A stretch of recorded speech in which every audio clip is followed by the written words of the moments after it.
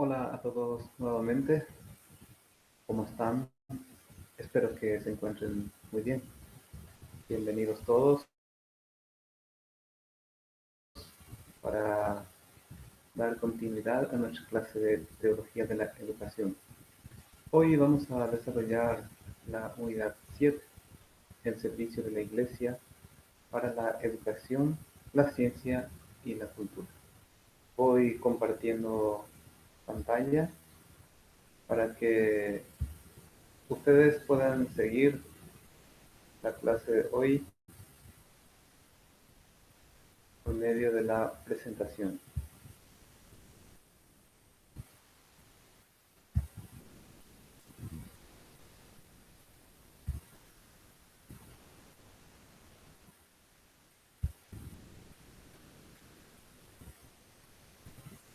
Muy bien, estamos en nuestra clase de Teología de la Educación y como primer punto vamos a ver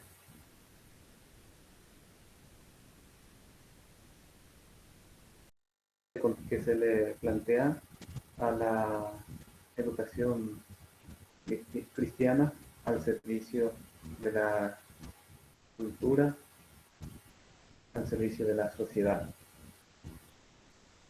Escuela y universidad son lugares de educación a la vida, al desarrollo cultural, a la formación profesional, al compromiso por el bien común.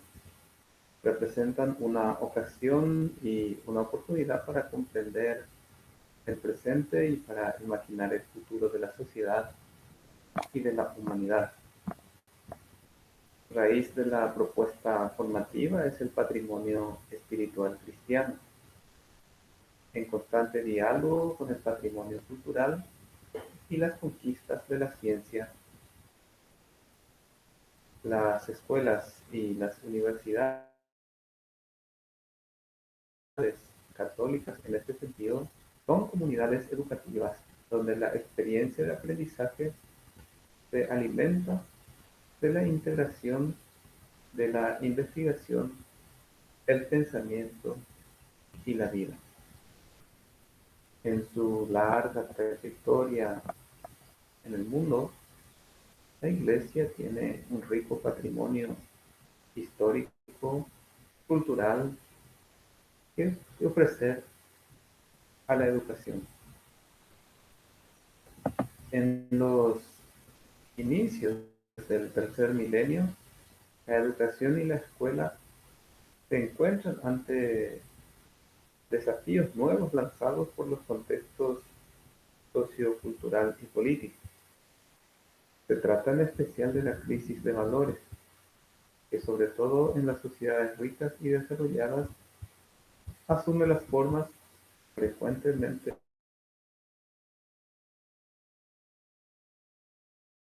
de esfuerzo social, que se caracteriza por un fuerte subjetivismo, el relativismo moral y también lo que diría el pensador alemán Nietzsche, un relativismo moral y un nihilismo. El profundo pluralismo que impregna la conciencia social da lugar a diversos comportamientos, en algunos casos tan contradictorios como para permear cualquier identidad comunitaria. Los rápidos cambios estructurales, las profundas innovaciones técnicas y la globalización de la economía repercuten en la vida del hombre de cualquier parte del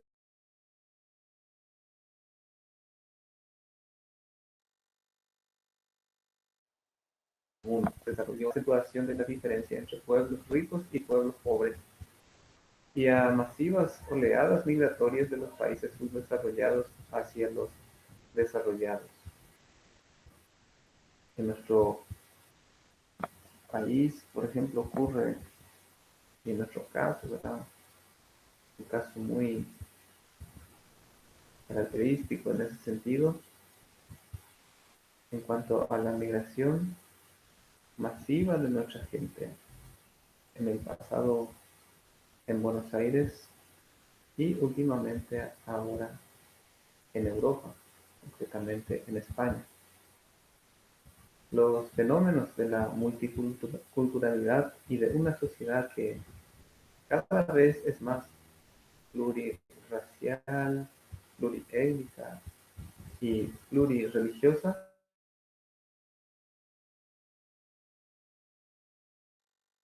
Pues, a esto se añade en los países de antigua evangelización una creciente marginación de la fe cristiana como referencia y luz para la comprensión verdadera y convencida de la existencia.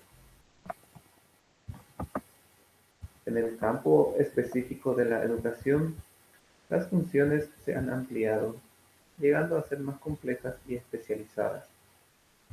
Las ciencias de la educación, anteriormente centradas en el niño y en la preparación del maestro, han sido impulsadas a abrirse a las diversas etapas de la vida, a los diferentes ambientes y situaciones de la escuela.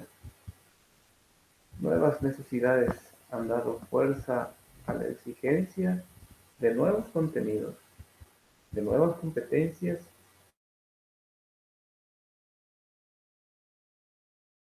y de nueva esta manera educar, hacer escuela en el contexto actual resulta especialmente difícil. Frente a este panorama, la escuela católica está llamada a una renovación valiente, a ayornarse, ponerse a tono, ponerse al día.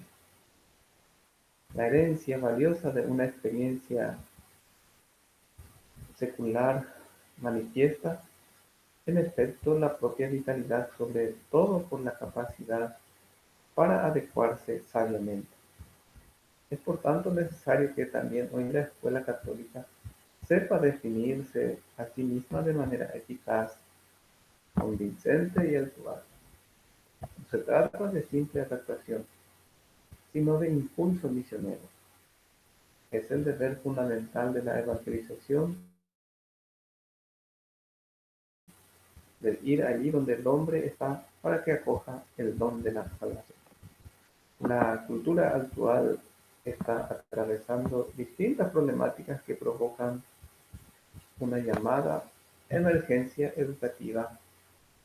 Con esta expresión nos referimos a las dificultades de establecer relaciones educativas que, para ser auténticas, tienen que transmitir a las jóvenes generaciones valores y principios vitales, no solo para ayudar a cada persona a crecer y madurar, sino también para concurrir en la construcción del bien común.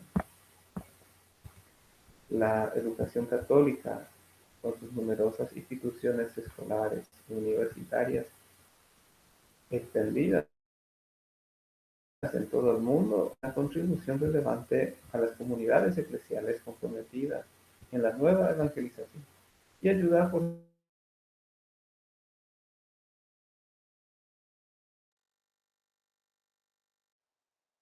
forjar antropológicos y éticos que son necesarios para edificar una sociedad solidaria y fraterna.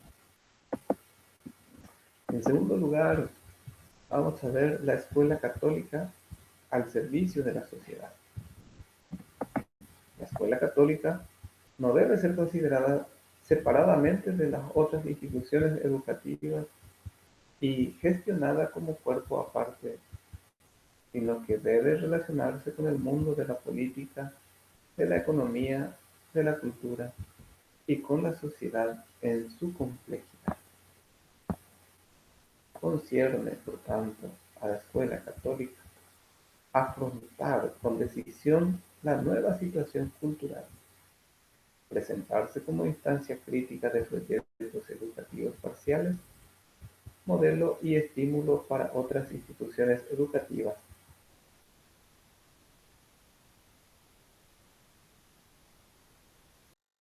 hacerse de iglesia. De este modo, se pone de manifiesto claramente el rol público de la escuela católica, que no nace como iniciativa privada, sino como expresión de la realidad eclesial, por su naturaleza revestida de carácter público. La Iglesia desarrolla un servicio de utilidad pública y aunque siendo clara y manifiestamente configurada según la perspectiva de la fe católica, la educación católica no está reservada solo a los católicos, sino abierta a todos los que demuestren apreciar y compartir una propuesta educativa cualificada. Esta dimensión de apertura es especialmente evidente en los países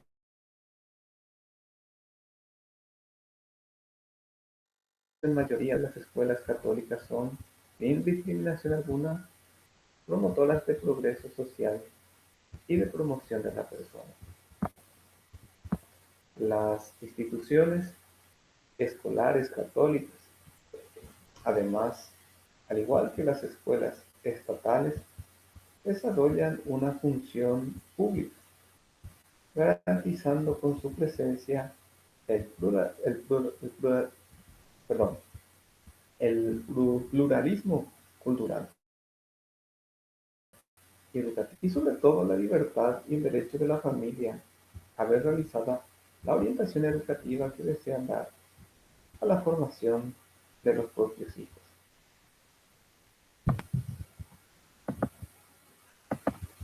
Como siguiente punto, vamos a ver la necesidad de construir un contexto educativo para ofrecer este servicio a la educación, a la ciencia, a la cultura, como parte de su misión que tiene la Iglesia. La escuela y la universidad católica educan ante todo a través del contexto de vida, el clima que los estudiantes y los maestros crean en el ambiente que desarrollan las actividades del aprendizaje.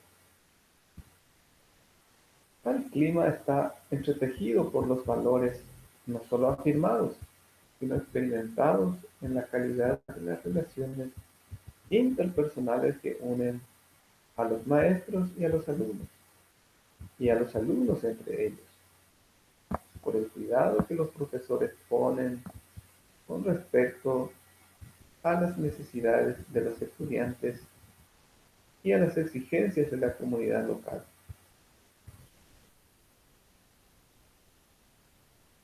acompañado por el testimonio de vida ofrecido por los maestros y todo el personal de las instituciones educativas. Más allá de la pluralidad de los contextos culturales y de la variedad de las posibilidades educativas y los condicionamientos en los que se actúa, hay algunos elementos de calidad que una escuela y una universidad católica tienen que saber expresar. Vamos a ver brevemente cuáles son estos elementos de calidad. En primer lugar, el respeto de la dignidad de cada persona y su unicidad. Por lo tanto, el rechazo de una educación e instrucción de masa que hacen manipulable la persona humana o la reducen al número. ¿Qué significa esto? Que cada persona tiene su singularidad, su particularidad, y cada uno debe ser tratado en condición de tal. Una masificación, una manipulación de la educación de la persona, entonces atenta contra la dignidad misma de cada persona. De modo que la educación debe atender esta unicidad, esta particularidad, esta singularidad de cada persona. En segundo lugar, la riqueza de oportunidades ofrecidas a los jóvenes para crecer y desarrollar las propias capacidades y cualidades. Cada uno tiene capacidades y cualidades propias.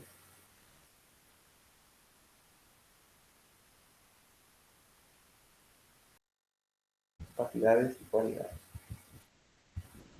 Por eso hay que ofrecer oportunidades varias para que los jóvenes puedan crecer y desarrollar esas dotes, esas capacidades, esos dones y cualidades con las que vinieron al mundo.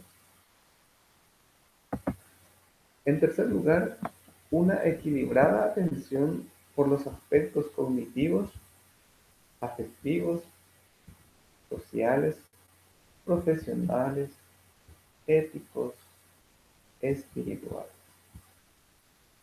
Es decir, una atención integral e integradora a todas las dimensiones que tiene una persona, que comprende una persona.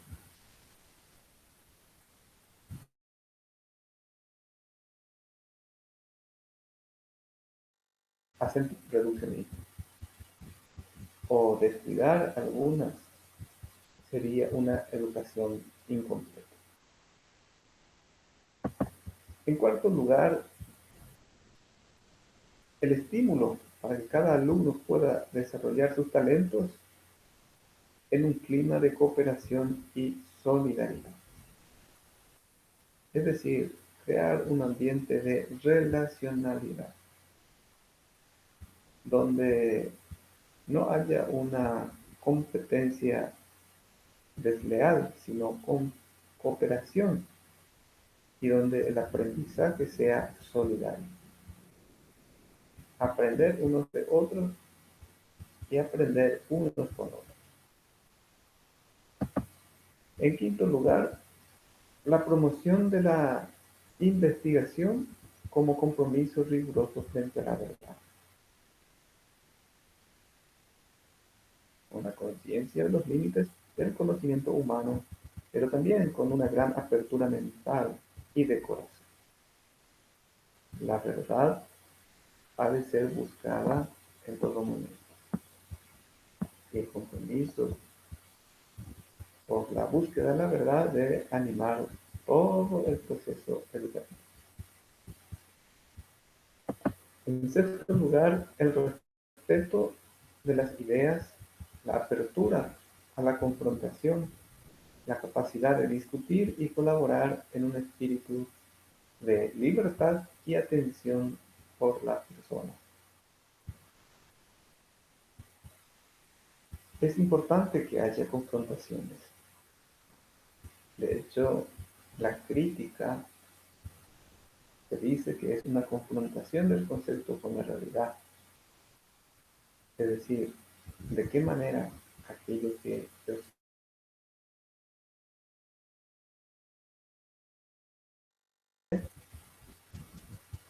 en ese sentido, la capacidad de discutir, de confrontar las cosas, eso hará crecer el espíritu de, de libertad en cada uno y un crecimiento también en las ideas. La escuela y la universidad son lugares que introducen a los saberes y a la dimensión de la investigación científica. Una de las principales responsabilidades de los educadores es acercar las jóvenes generaciones al conocimiento y a la comprensión de las conquistas del conocimiento y sus aplicaciones. Pero el compromiso por conocer e investigar no va separado del sentido ético y de lo trascendente. No hay verdadera ciencia que pueda descuidar sus consecuencias éticas y no hay verdadera ciencia que aleje de la trascendencia. Ciencia y ética ciencia y trascendencia no se excluyen recíprocamente, pero se conjugan para una mayor y mejor comprensión del hombre y de la realidad del mundo. Una ciencia desprovista de ética y de una dimensión de la trascendencia puede convertirse solamente en técnica y en conocimiento, y descuidar y olvidar una dimensión de la estima, de los valores y la propia moral en la vida del alumno, del profesor. A continuación, vamos a ver que en este servicio a la educación, a la cultura, la Iglesia necesita hacer de la enseñanza un instrumento de educación. El modo de cómo se aprende pareciera ser hoy más relevante que el qué se aprende, como también el modo de enseñar parece más importante que los contenidos de la enseñanza. Muy importante que la didáctica vaya progresando, ¿verdad? Es decir, la ciencia de cómo enseñar y que se actualice cada vez más, de modo que sepamos enseñar mejor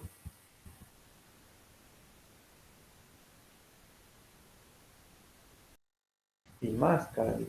Pero cuidado, no solo es suficiente insistir en el modo de enseñar, que es importante.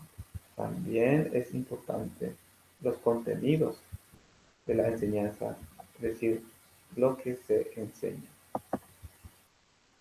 Una enseñanza que solo promueva el aprender repetitivo, que no favorezca la participación activa de los estudiantes, que no encienda su curiosidad, no es suficientemente desafiante para generar la motivación. La motivación, como enseña la psicología, es muy importante en el proceso educativo, pero vamos a ver que para aprender bien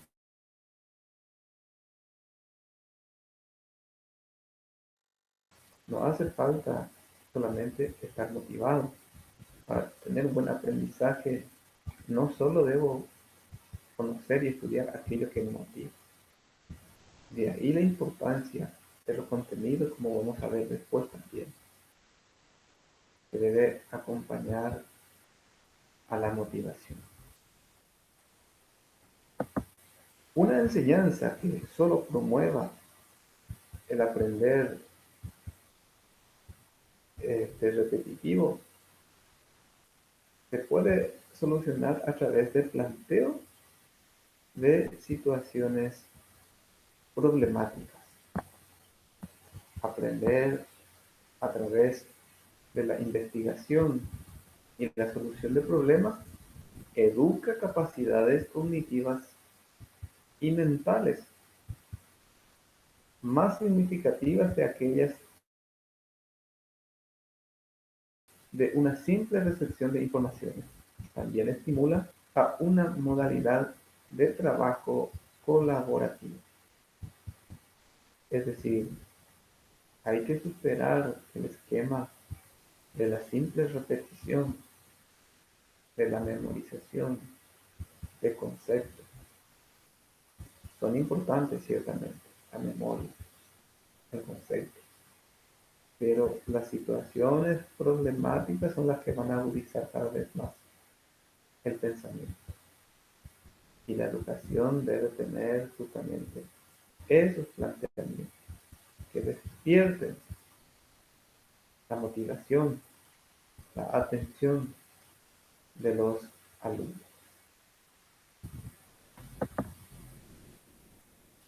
Como habíamos anticipado en la parte de la motivación, la buena selección de contenidos también es importante. No va, en cambio, subestimado el valor de los contenidos del aprendizaje, sino es diferente el cómo un alumno aprende. No lo es tampoco el qué. Es decir, la motivación, la didáctica, el modo es importante, pero también lo que se aprende. Es importante que por eso los maestros, los educadores, sepan seleccionar y proponer a la consideración de los alumnos los elementos esenciales del patrimonio cultural acumulados en el tiempo y el estudio de las grandes cuestiones que la humanidad debió y debe afrontar.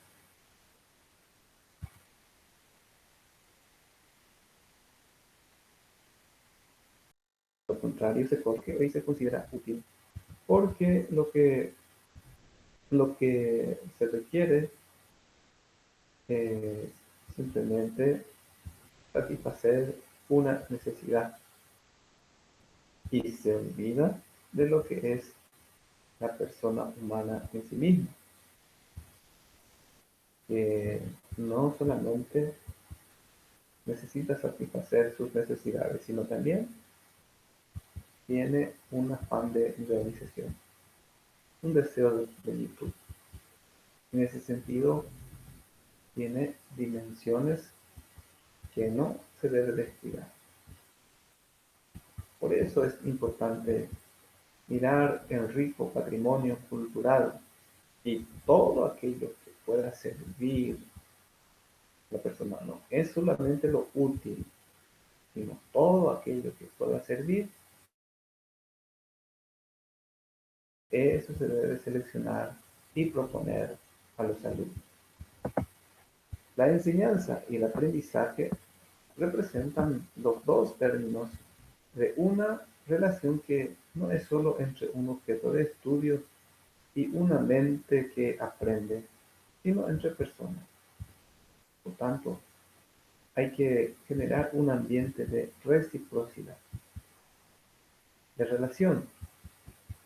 Y tal relación no puede basarse en relaciones solo técnicas y profesionales.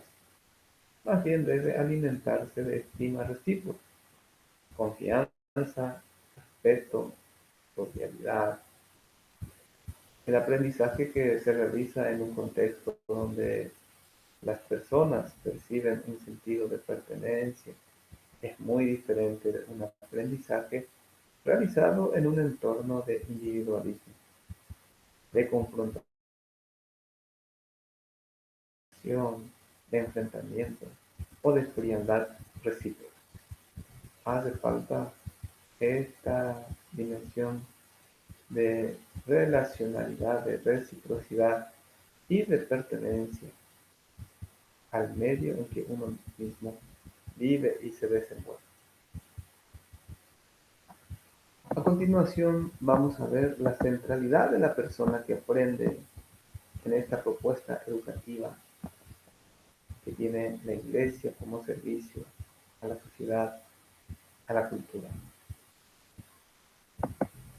La escuela, particularmente la universidad, están comprometidas para ofrecer a los estudiantes una formación que los habilite a entrar en el mundo del trabajo y en la vida social con competencias adecuadas. Sin embargo, por cuanto sea indispensable, no es suficiente. Una buena escuela y una buena universidad se miden también por su capacidad de promover a través de la instrucción un aprendizaje cuidadoso a desarrollar competencias de carácter más general y de nivel más elevado. El aprendizaje no es solo asimilación de contenido, sino oportunidad de autoeducación, compromiso compromiso, por el propio perfeccionamiento y por el bien común, de desarrollo de la creatividad, de deseo de aprendizaje continuo, de apertura hacia los demás.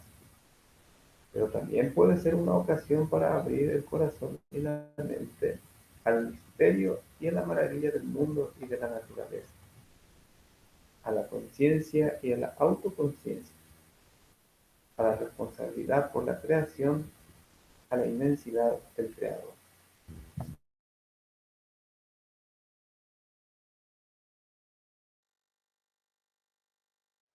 Dicho que una educación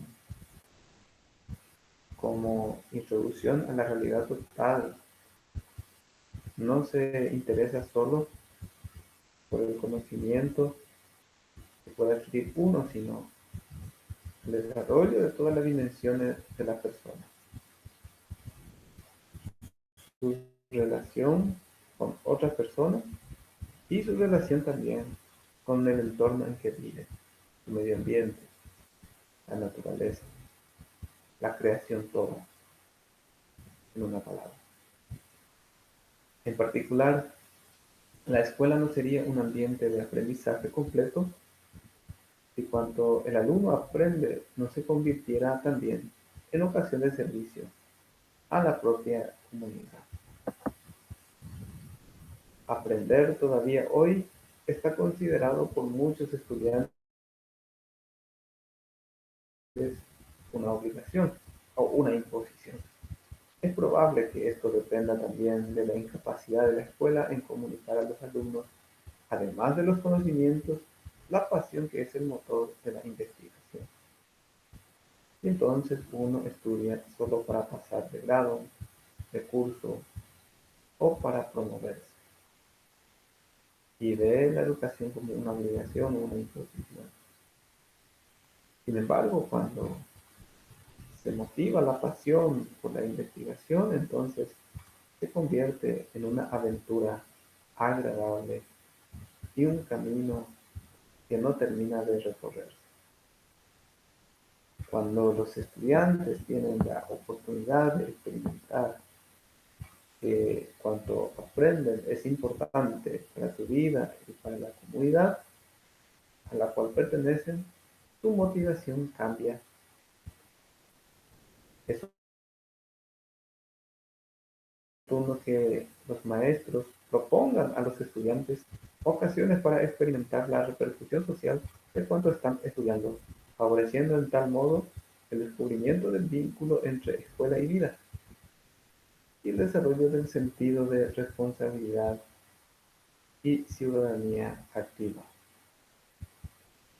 Es decir, tiene que haber una conexión entre lo que vamos aprendiendo o enseñando con lo que se vive en el día a día, en la comunidad, en la sociedad.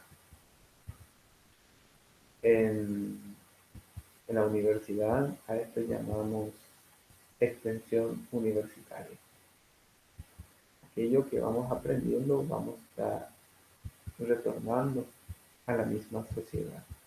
Es decir, lo que aprendemos en las salas de las universidades, en las salas de clase, eso se extiende a la vida comunitaria.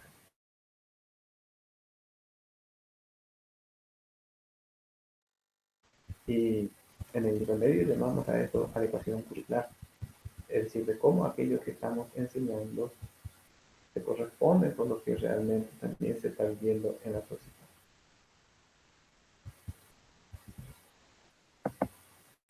Un aspecto importante es la diversidad de la persona que aprende. Los docentes están llamados a afrontar un gran desafío educativo, el de conocimiento, respeto y valorización de la diversidad. Las diversidades psicológicas, sociales, culturales, religiosas, no deben ser escondidas o negadas. Más bien, deben ser consideradas como oportunidad y don, como un regalo y una tarea. No es fácil para la escuela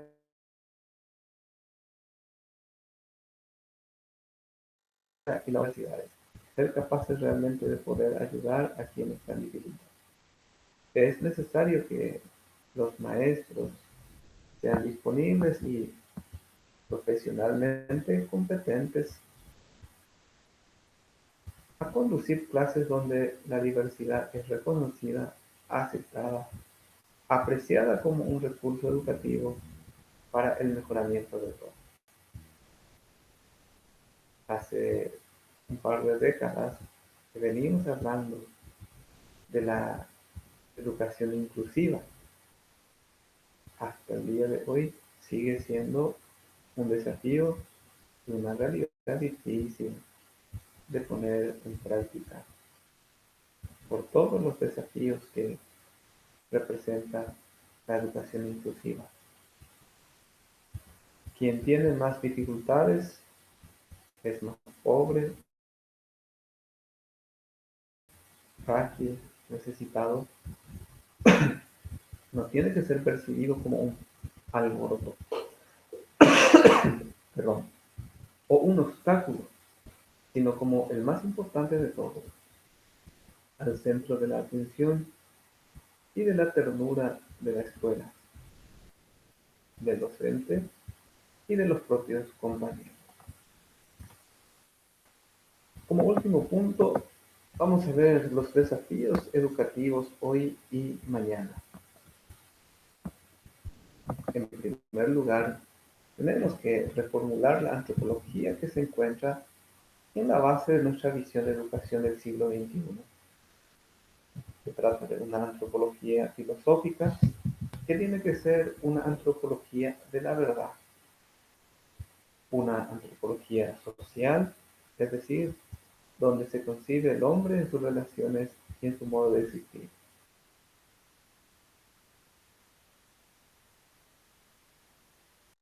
Una antropología de la memoria y de la promesa. Una antropología que hace referencia al cosmos, al mundo, a la naturaleza, y que se preocupa por el desarrollo sostenible. Y aún más, una antropología que hace referencia a Dios. Dijimos, cuando desarrollamos la teología, que la criatura sin el creador desaparece, se diluye. Por tanto, hace falta siempre esta referencia a Dios. La mirada de fe y esperanza, que es su fundamento, escruta la realidad para descubrir en ella el proyecto escondido de Dios. Partiendo así de una reflexión profunda sobre el hombre moderno y nuestro mundo actual, nosotros deberíamos reformular nuestra visión también sobre la educación.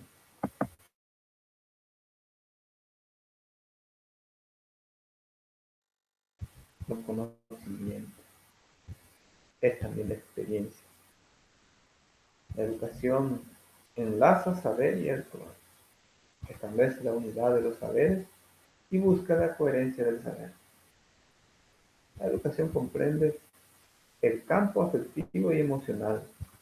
También tiene una dimensión ética, saber hacer y saber lo que queremos hacer. Buscar transformar la sociedad y el mundo y servir a la comunidad. La educación está basada en la participación, la inteligencia compartida y la interdependencia de las inteligencias, el diálogo, el don de sí mismo, el ejemplo, la cooperación, la reciprocidad, son igualmente elementos importantes. La educación se encuentra hoy en un contexto de rápidos cambios, cambios vertiginosos. Son cambios que suceden tan rápidamente que uno no puede asimilar totalmente las cosas que ocurren. También la generación a la que la educación se dirige cambia rápidamente. Por lo tanto, cada educador se afronta continuamente a situaciones que, como afirmó el Papa Francisco, ponen desafíos nuevos que a veces hasta son difíciles de comprender.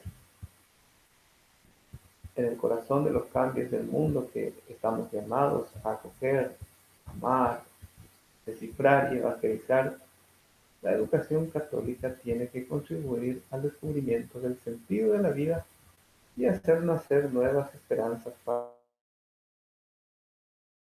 hoy y el futuro. Los desafíos para la escuela y la Universidad Católica del futuro son inmensos en este sentido.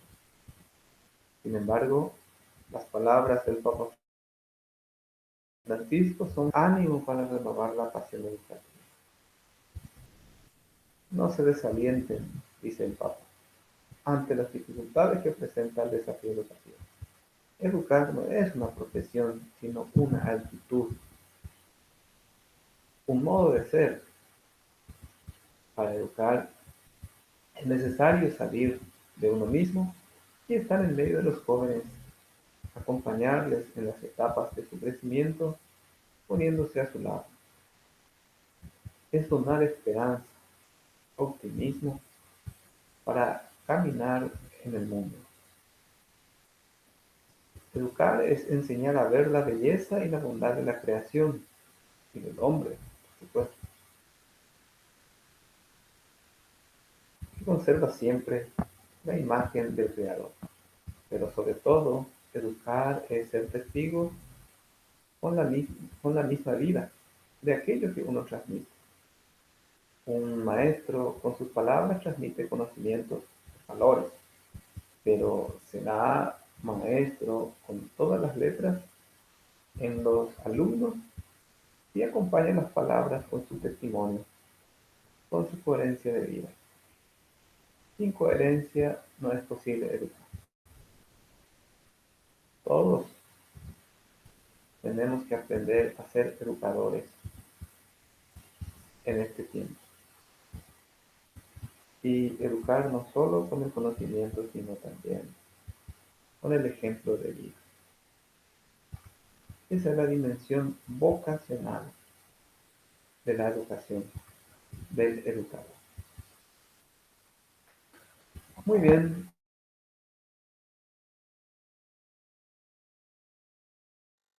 así que muchas gracias y nos volveremos a encontrar para la próxima clase. Dejo de compartir pantalla para que podamos despedirnos.